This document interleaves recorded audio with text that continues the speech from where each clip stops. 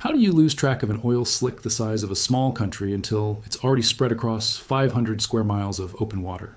Because that's the question nobody in this story seems able to answer cleanly. 500 square miles.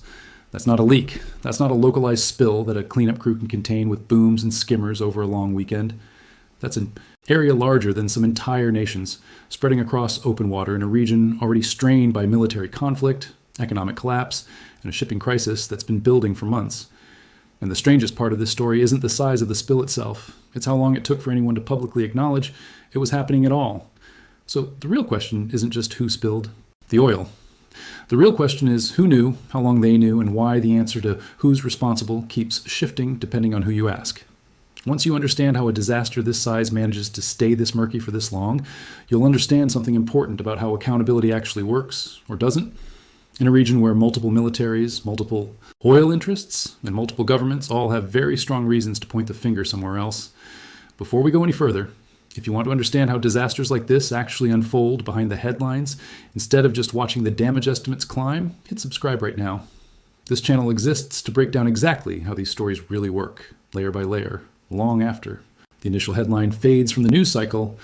and this is one of the most important ones you'll see this year. Let's start with the basic timeline, because the sequence of events here matters just as much as the scale of the disaster itself. Reports of oil on the water's surface in this region began appearing in scattered form weeks before the scale of the problem became widely understood. Fishermen operating in the area reported unusual sheens on the water. Satellite imagery, once analysts began specifically looking for it, showed slicks expanding steadily over a period of time that suggests this wasn't a single catastrophic rupture, the kind of dramatic, instantly visible event that tends to dominate headlines within hours. It appears to have been something slower, something that built gradually enough that it could plausibly go unacknowledged, or at least unaddressed, for a meaningful stretch of time before the scale finally became impossible to ignore or explain away. That distinction matters enormously for understanding the story because a single catastrophic spill and a slow, sustained leak point toward very different explanations and very different responsible parties. A single catastrophic event, a tanker collision, a pipeline rupture, a strike on an oil facility, tends to have a clear point of origin and a relatively identifiable cause, even if establishing responsibility afterwards still takes time. A slow, sustained leak spreading gradually over weeks suggests something different. Either an ongoing failure that wasn't addressed when it started, damage from military activity that continued generating additional contamination over time rather than releasing everything at once, or a combination of multiple smaller sources that only appear, from a distance, to be a single unified event. By the time satellite monitoring services and independent environmental observers began tracking the spread systematically,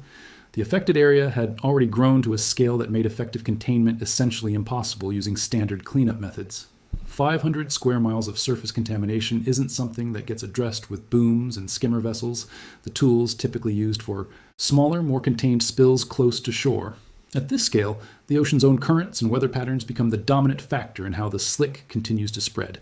and containment efforts shift from stopping the spread entirely toward managing which coastlines and ecosystems are likely to be affected first, and trying to minimize damage at the edges of a disaster that's already largely beyond direct human control. Here's where the accountability question gets genuinely complicated, and where most surface-level coverage of this story completely fails to capture what's actually happening. In a region where military strikes have targeted energy infrastructure directly, where commercial shipping has been disrupted and, in some cases, attacked throughout an extended period of conflict, and where aging infrastructure was already operating under significant strain before any of the current tensions began, there are multiple plausible sources for a spill of this scale, and each one points toward a different party bearing responsibility, with very different legal, financial, and political consequences attached to each explanation. The first plausible source is direct military action. Throughout this broader conflict, energy infrastructure, including refineries, storage facilities, and in some cases the pipelines and terminals connecting them, has been a repeated target for strikes from multiple parties involved in the fighting. A strike on a storage facility or a damaged pipeline resulting from military activity could plausibly explain a spill of this scale, particularly if the damage wasn't fully contained or repaired quickly, allowing continued leakage over an extended period rather than a single contained release.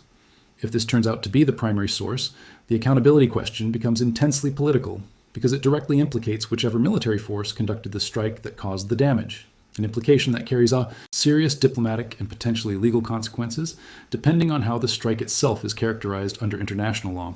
The second plausible source is damaged or aging commercial infrastructure that failed independently of any direct military action, though possibly worsened by the broader disruption and reduced maintenance capacity that comes with operating energy infrastructure in an active conflict zone.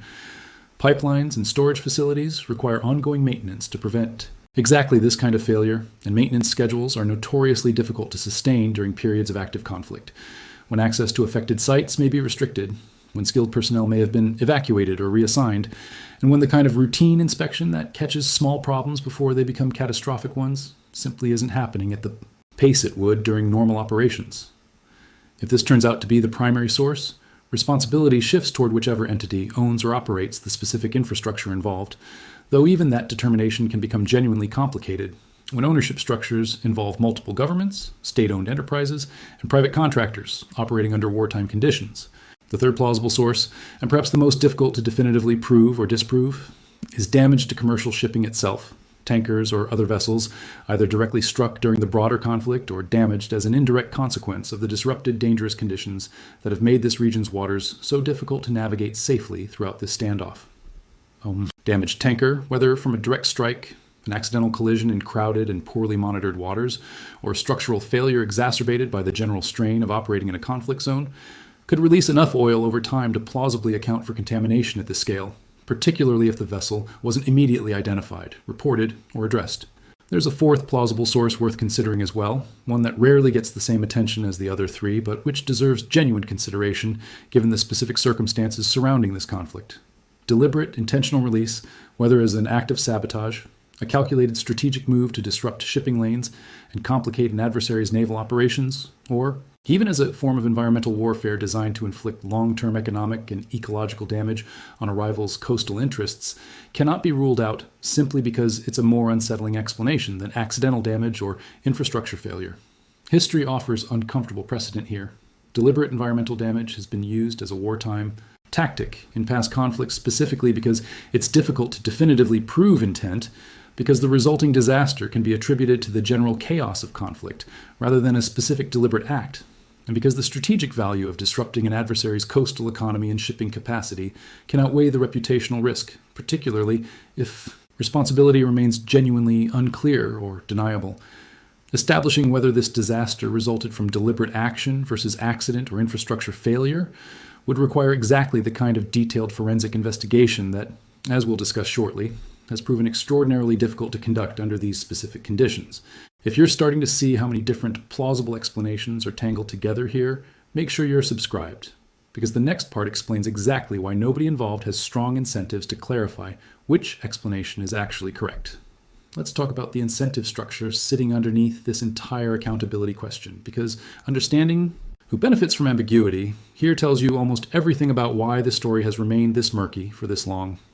If military action from a specific party caused this spill, that party has an obvious and powerful incentive to avoid clear acknowledgement, because doing so would mean accepting direct responsibility for a massive environmental disaster during an active conflict, exactly the kind of admission that creates serious diplomatic fallout, potential legal exposure under international environmental and wartime conduct standards, and a public relations disaster that could overshadow whatever military objective the underlying strike was actually intended to achieve. Even if the strike itself was aimed at a legitimate military or dual-use target, the resulting environmental catastrophe becomes a separate and serious problem entirely, one that's much harder to justify or explain away than the original strike might have been. If commercial infrastructure failure is the actual cause, the companies and government entities that own and operate that infrastructure have equally strong incentives to avoid clear acknowledgement, because doing so opens them up to liability claims, regulatory scrutiny, and the kind of reputational damage that can affect business relationships and government contracts for years afterward. Admitting that maintenance failures, whether due to wartime disruption or simple negligence, caused an environmental disaster at this scale is not something any operator wants attached to their name, regardless of how legitimate the wartime disruption excuse might genuinely be. And if damaged shipping is the source, the situation becomes even murkier, because commercial shipping in this region often involves complex ownership structures specifically designed to obscure accountability, flags of convenience, shell companies, and intermediary operators who may not even have complete information about a vessel's actual condition or cargo at any given time. Tracking down responsibility for a damaged tanker whose ownership and operational history have been deliberately obscured sometimes specifically to avoid exactly this kind of accountability, can take months or even years of investigation, by which point the immediate environmental crisis has already run its course one way or another. This creates what's sometimes called a diffusion of responsibility problem, and it's worth understanding this concept clearly because it explains so much about why disasters like this one so often go unresolved in terms of clear accountability, even when the physical damage itself is undeniable and massive. When there are multiple plausible causes, multiple parties with legitimate reasons to avoid clear acknowledgement, and no single unambiguous piece of evidence pointing decisively toward one explanation over the others, the natural outcome is exactly what we're seeing here. A disaster that everyone acknowledges is happening, that nobody claims responsibility for, and that gradually fades from public attention as the immediate crisis stabilizes, even though the underlying accountability question is never actually resolved. This same diffusion dynamic plays out in how the story gets covered publicly as well, and it's worth understanding that pattern too. Media coverage of ambiguous multi-cause disasters like this one tends to follow a predictable arc that itself contributes to the accountability problem. Initial coverage focuses heavily on the scale and visual drama of the disaster itself, images of spreading oil, expanding satellite footage, dramatic damage estimates. As the story matures and the accountability question proves genuinely difficult to resolve quickly, coverage naturally shifts toward other, faster-moving stories that offer clearer narratives and more immediate resolution. This isn't necessarily a failure of journalism so much as a structural reality of how news attention works, favoring stories with clear cause and effect narratives over genuinely ambiguous ones that require sustained investigative resources to eventually clarify. The unfortunate consequence is that disasters occupying exactly this kind of accountability, gray zone, often receive less sustained scrutiny over time than their actual scale and severity would otherwise warrant, precisely because the ambiguity itself makes for a less compelling ongoing story compared to clearer, more easily resolved narratives. There's also a structural reason this kind of ambiguity tends to persist so effectively in active conflict zones specifically, and it's worth understanding this mechanism because it applies well beyond this single incident. Independent investigation, the kind that would normally establish clear responsibility through careful forensic analysis of oil samples, satellite imagery timelines, and vessel tracking data, becomes enormously more difficult in an active conflict zone. Investigators face real safety risks operating in contested waters. Access to affected sites may be restricted by military authorities citing security concerns that may or may not be entirely genuine. And governments and military forces involved in the underlying conflict have obvious reasons to limit the kind of independent scrutiny that might produce conclusions inconvenient to their own strategic and political interests. This isn't necessarily evidence of a deliberate, coordinated cover-up. It's often simply the predictable result of how difficult genuine independent investigation becomes once a disaster occurs inside an active conflict zone, where normal investigative access and cooperation simply aren't available the way they would be during peacetime. If this kind of honest breakdown of how these accountability questions actually work is something you want more of, tap that like button right now. It genuinely helps this video reach more people who are tired of surface-level coverage that never asks who actually benefits from a story staying this unclear.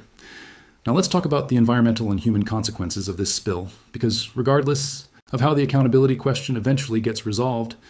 if it ever fully does, the physical damage is happening right now in real time to ecosystems and communities that had no role whatsoever in whatever combination of military conflict, infrastructure failure, or shipping damage actually caused this disaster.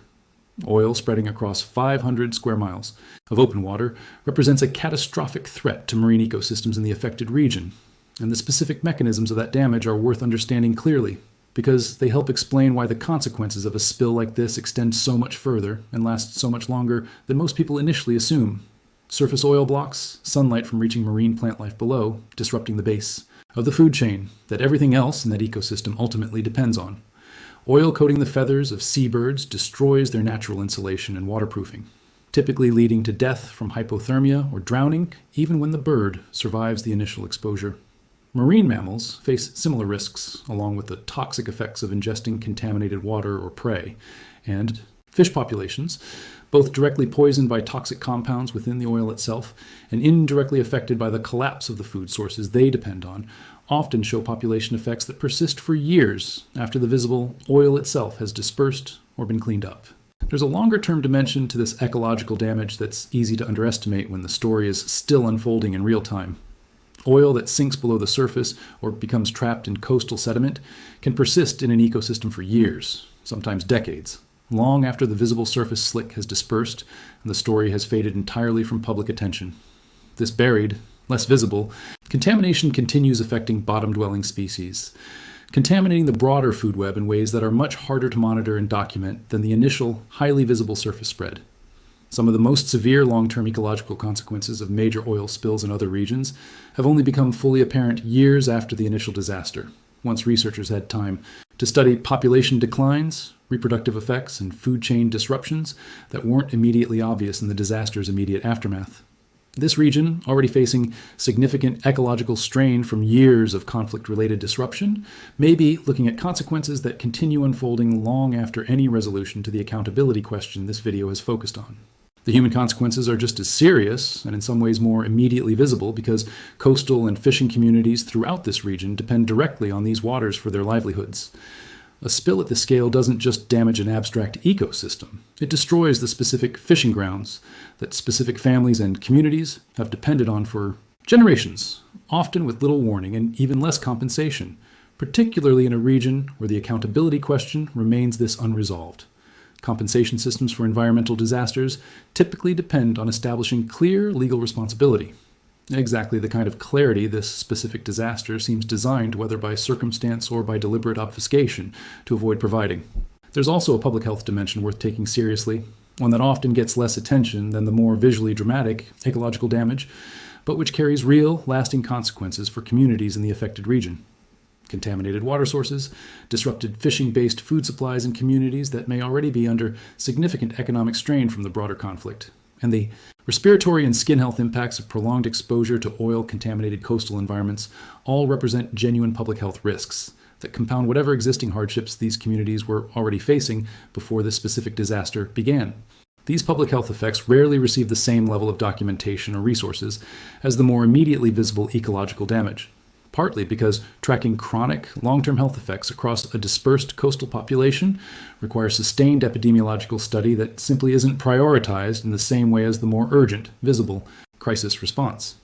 Communities dealing with respiratory issues, skin conditions, and the broader stress of disrupted livelihoods often find themselves without a clear pathway to documentation, let alone compensation, particularly in a region where the underlying accountability question for the disaster itself remains unresolved.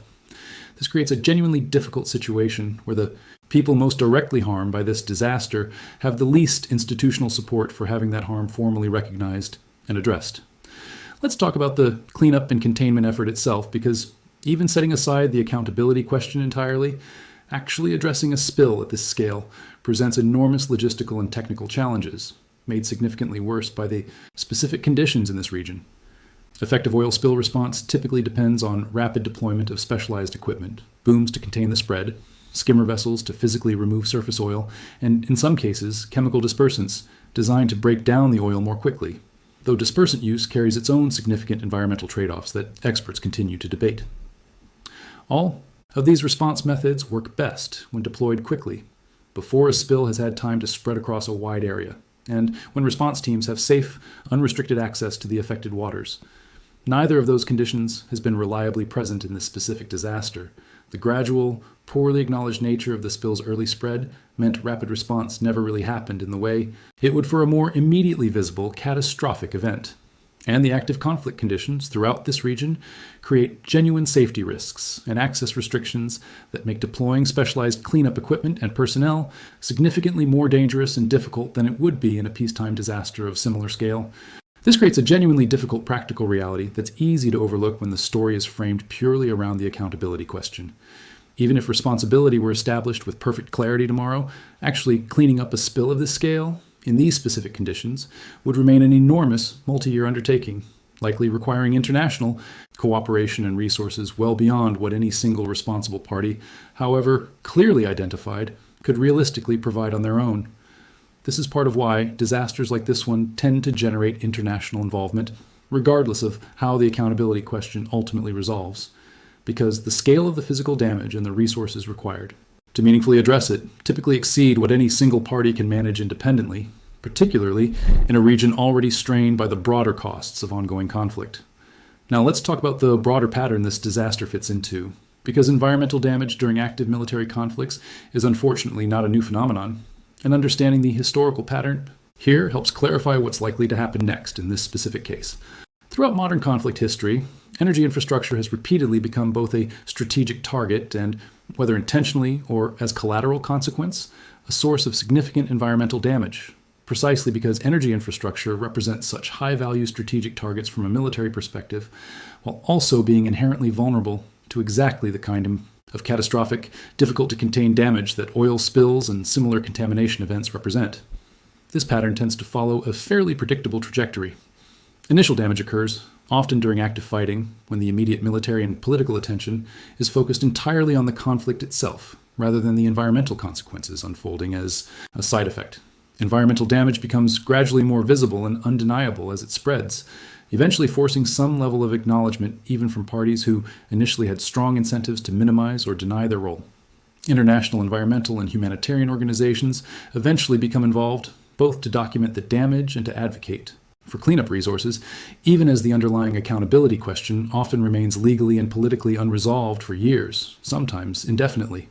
And ultimately, the affected local communities and ecosystems bear the overwhelming majority of the lasting cost, regardless of how or whether the broader accountability question ever gets meaningfully resolved at the political or legal level. There's a specific reason this pattern repeats so consistently across different conflicts in different regions, and it's worth understanding this dynamic clearly. Environmental accountability, unlike direct military accountability, rarely has the same kind of immediate political urgency attached to it. A military strike that kills people generates immediate, intense, international tension and pressure for accountability because the human cost is immediate, visible, and emotionally undeniable. Environmental damage, even at a genuinely catastrophic scale, tends to unfold more slowly, with consequences that accumulate over months and years rather than appearing all at once in a single, undeniable moment. That's slower. Timeline makes it significantly easier for responsible parties to deflect, delay, and ultimately avoid the kind of sustained accountability pressure that more immediately visible harms tend to generate, even when the actual scale of long-term damage, both ecological and economic, may ultimately exceed the cost of many more immediately visible incidents. There's also an important asymmetry worth noting between how quickly disasters like this one unfold versus how slowly meaningful accountability processes typically move, even under the best circumstances. A spill can spread across 500 square miles in a matter of weeks. A genuine international investigation, one rigorous enough to withstand legal and diplomatic scrutiny from all the parties with an interest in disputing its conclusions, typically takes months or years to complete properly, assuming investigators even have the access and cooperation needed to conduct that investigation thoroughly in the first place. This mismatch in timelines means the disaster itself is almost always effectively over, in terms of active spread and immediate crisis. Response: long before any formal accountability process reaches a conclusion, if it ever does at all. By the time a clear answer might theoretically be available, public attention has typically moved on entirely, leaving affected communities and ecosystems to deal with the lasting consequences, largely without the sustained international attention and pressure that might otherwise help secure meaningful compensation or remediation resources. Let's talk about what happens next, because there are a few specific things worth watching closely in the weeks and months ahead that will tell you a great deal about whether this disaster follows the typical pattern of unresolved accountability, or whether something different happens in this specific case. The first thing to watch is whether independent, credible environmental monitoring organizations, operating outside the direct control of any party involved in the underlying conflict, manage to gain sufficient access to conduct genuine forensic analysis of the spill's origin,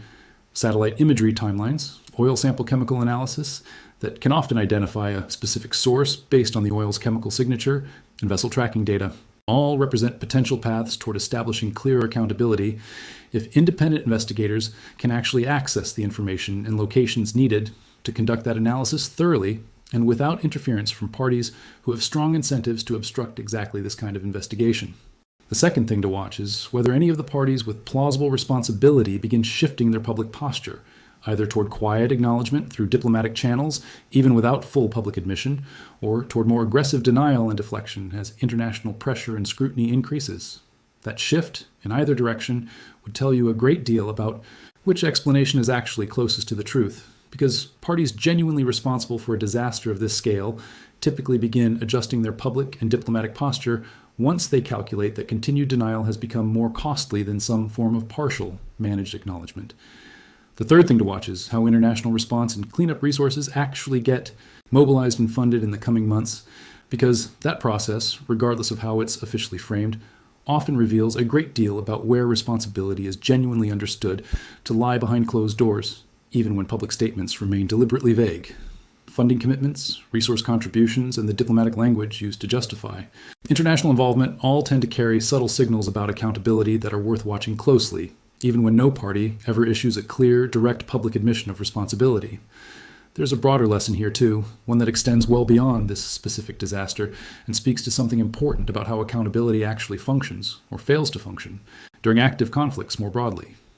We tend to assume that scale alone should be sufficient to force clarity and accountability, that a disaster large enough, visible enough, and damaging enough simply cannot remain genuinely ambiguous for long. This situation suggests that assumption is often wrong, at least in active conflict zones where multiple parties share plausible responsibility, where independent investigation faces serious practical and political obstacles,